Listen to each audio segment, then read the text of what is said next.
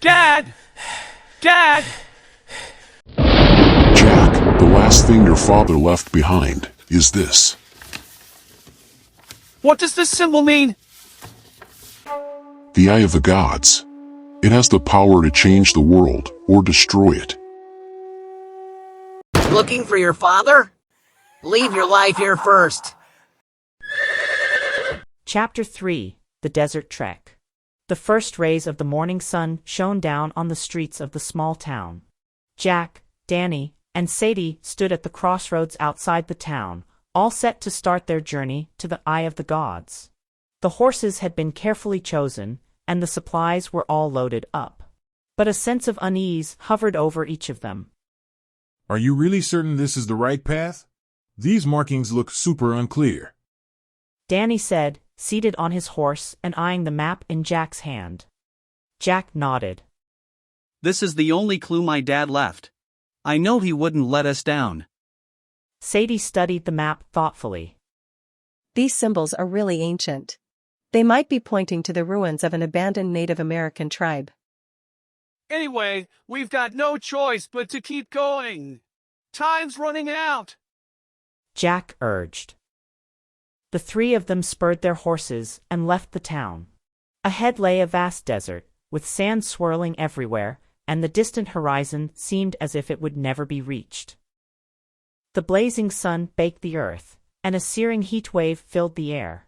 The desert heat was like an invisible hand, strangling everyone. Sweat trickled down Jack's forehead and soaked his shirt. Danny kept checking the condition of the horses, while Sadie focused on deciphering the symbols on the map. Danny wiped the sweat off his face and said, Hang in there a bit longer. There's got to be a water source up ahead. But reality didn't meet his expectations. 3 days passed, and the group was still stuck in the endless sea of sand. The drinking water was almost gone, and the food was running low as well. The sun mercilessly baked the earth, making it hard even to breathe. Jack, Danny, and Sadie took turns leading the camels and carrying the heavy supplies as they trudged through the sand dunes. Are we lost? The markings on the map are impossible to make out. Jack's voice was hoarse and weary. Danny shot back coldly. Cut the complaining. Complaining won't solve anything. Sadie, meanwhile, quietly studied the copy of the rock paintings in her hand. She was certain the key to finding water was hidden in these old patterns. Just when everyone was on the verge of giving up hope, Sadie discovered a few more ancient rock paintings. The paintings depicted a winding river and a bunch of animals drinking clear water. This is the way to the oasis, Sadie said, excited.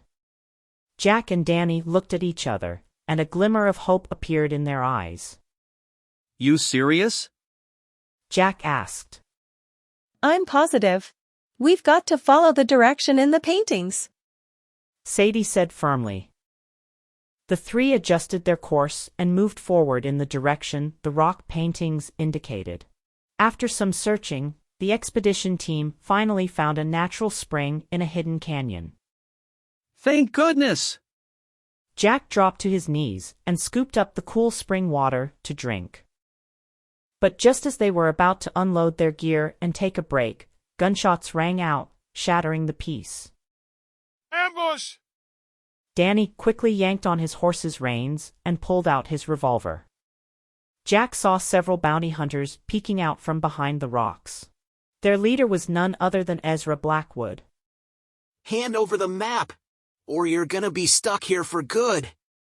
Ezra's voice was cold and menacing. No way! Jack shouted harshly. Who are you? How do you know we have a map?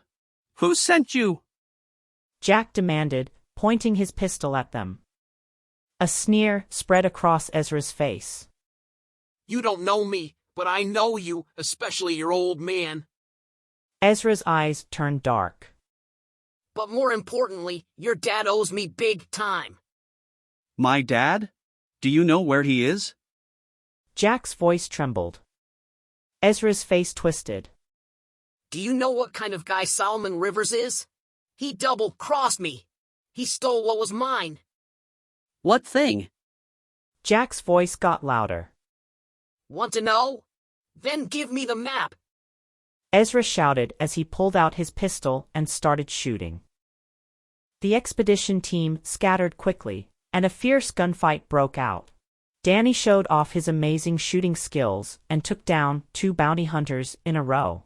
Sadie used the terrain to lead Ezra's men into dangerous areas. Jack held tight to the pistol his dad left him and fired back accurately. Even though Ezra and his crew had more people, Danny and Jack worked together like a well-oiled machine and used the terrain to keep the enemy at bay. Just as Sadie was about to take a shot at a bounty hunter, a bullet grazed her arm. She stumbled, but quickly steadied herself. Sadie! Jack yelled. I'm okay. Just a scratch. Sadie gritted her teeth and kept aiming. But Danny noticed her right away. He rushed over to Sadie and checked her wound. You're hurt. We've got to pull back. Sadie clenched her teeth. We can't let them win. Just then, a familiar cough came from a distance. Jack turned and saw Old Bill riding a tired-looking horse coming into view. Jack cried out in surprise. Old Bill! What are you doing here? I was worried you'd run into trouble. I've been trailing Ezra's men all the way. Didn't think they'd find you so fast. Old Bill panted. When Ezra heard the noise and saw Old Bill, his eyes turned icy. He sneered. Old pal, you're interfering again. Old Bill ignored the taunt and jumped right into the fight. His shooting was dead on, and he took down several bounty hunters in an instant. Seeing he couldn't get the map, Ezra ordered his men to retreat. His plan to seize the map had failed, but his threat was still there. This is just the beginning. He threw out a cold statement before running off. The secret of the Eye of the Gods is gonna be mine. Even though Sadie's wound wasn't too bad, she still needed time to heal. The group decided to find a place to stay for a few days so Sadie could rest and tend to her injury. Sadie said, We need food and medicine. And I need time to think things through. Jack nodded. We're almost out of the desert. According to the map, there's a small town not too far from here. We can rest there for a few days. Night fell, and the 4 of them set up camp in the canyon. The campfire flames lit up their faces. Jack stared at the burning fire, his mind filled with mixed feelings. Thanks for saving us, Jack said to Old Bill. Old Bill replied, It's the right thing to do. Solomon taught me a lot, and one of them was about responsibility.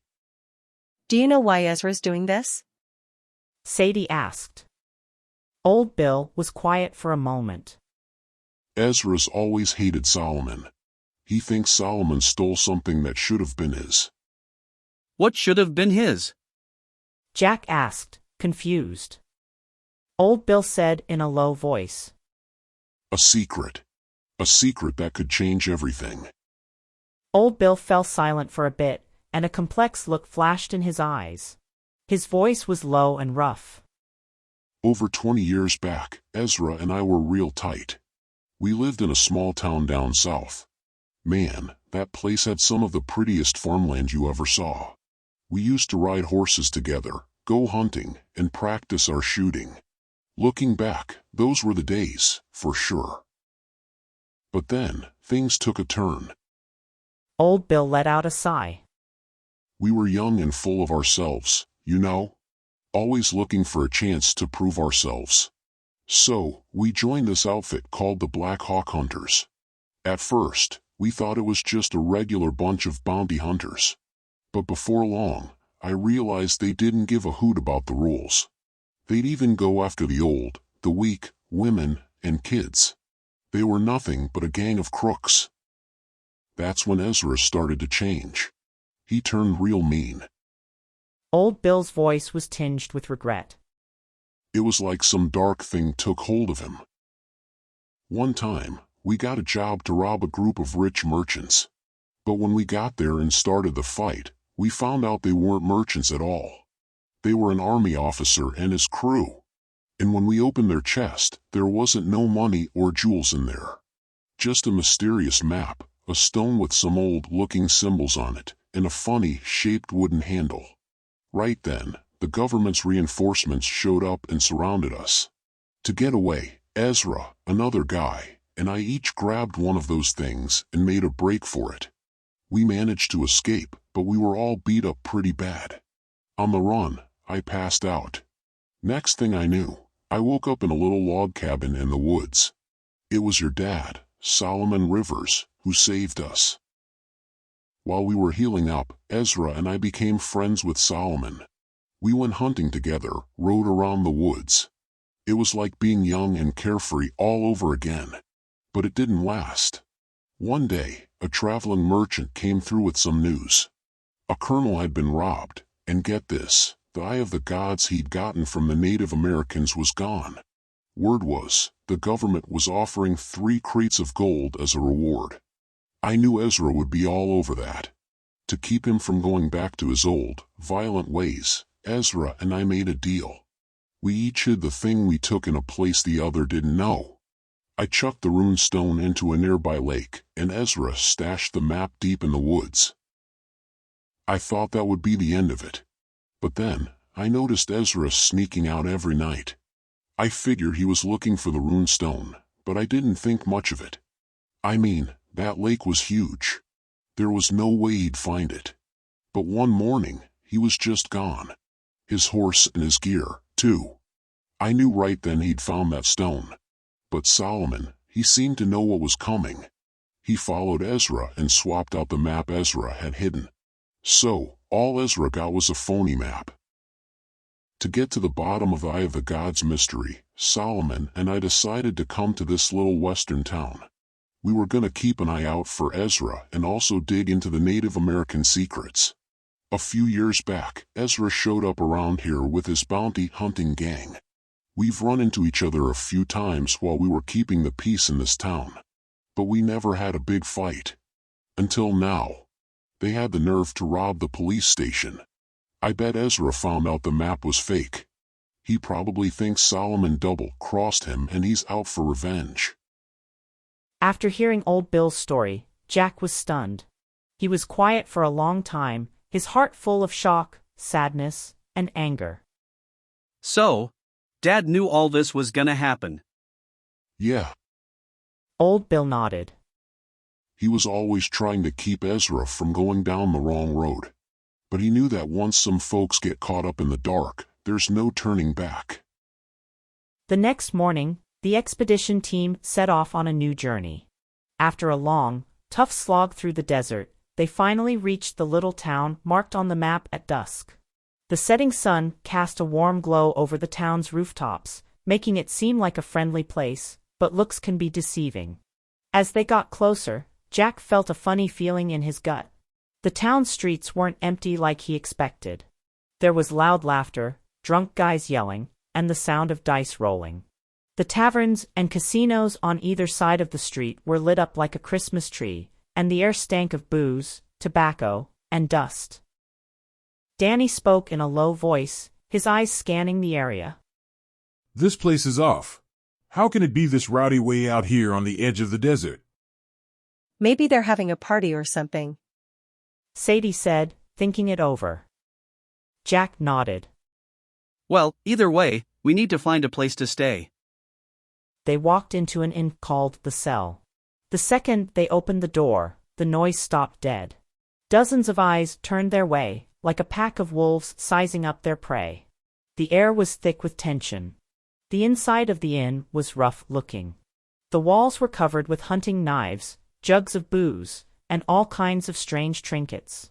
The floor was filthy, and the smell of alcohol and tobacco was enough to make your eyes water. In the corner, a bunch of drunks were playing cards, and the sound of the dice was like nails on a chalkboard. Just then, a big, burly guy with a big smile on his face came walking over. He had a shiny gold tooth that glinted in the dim light. His belly was so big, it looked like it was about to burst out of his shirt. He threw his arms wide and shouted. Hey there, newbies! Welcome to Criminal Town!